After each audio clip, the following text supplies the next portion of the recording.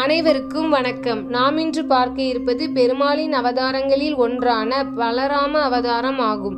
என் அண்ணா பலராமர் அந்தபுரத்தில் ரேவதி தேவியின் அருகில் வத்சலா படுத்து கிடக்கிறாள். அவளை அங்கிருந்து எடுத்துக்கொண்டு சுபத்திரையிடம் சேர்த்து விடுங்கள். அரண்மனையில் அமைத்திருக்கும் திருமண பந்தலை உங்களை சேர்ந்த அரக்கர்களை கொண்டு அலாக்காக தூக்கி ரைவத மலைச்சாரலுக்கு கொண்டு சென்று நிறுத்திவிடுங்கள்.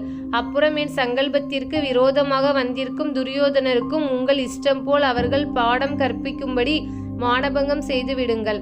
பின் தேவலோகத்திலிருந்து திருமண காரியங்களுக்கு புரோகிதம், வேள்வி, மேலதாளங்கள் உள்பட அங்கு வரும்படி செய்கிறேன்.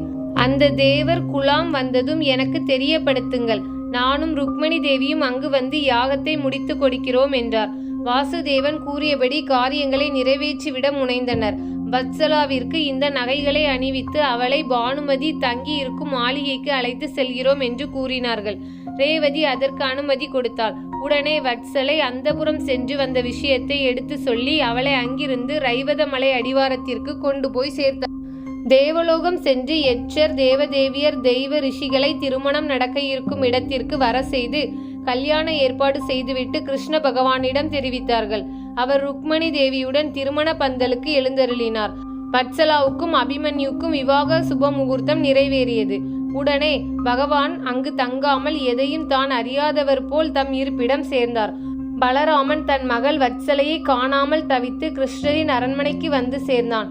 அதற்கு பின் வத்சலா விவாகமான செய்தியை நாரதர் மூலம் பகவான் பலராமருக்கு தெரிவித்தார். அதனால் பலராமர் அகமகிழ்ந்து அபிமன்யு வத்சலாவை தன் அரண்மனைக்கு திருமண ஊர்வலமாக நாத துந்துபிகள் முழங்க வெகு விமர்சையாக அழைத்து வந்தான். துரியோதனனுக்கு லக்ஷ்மலை என்ற ஒரு பெண் இருந்தாள்.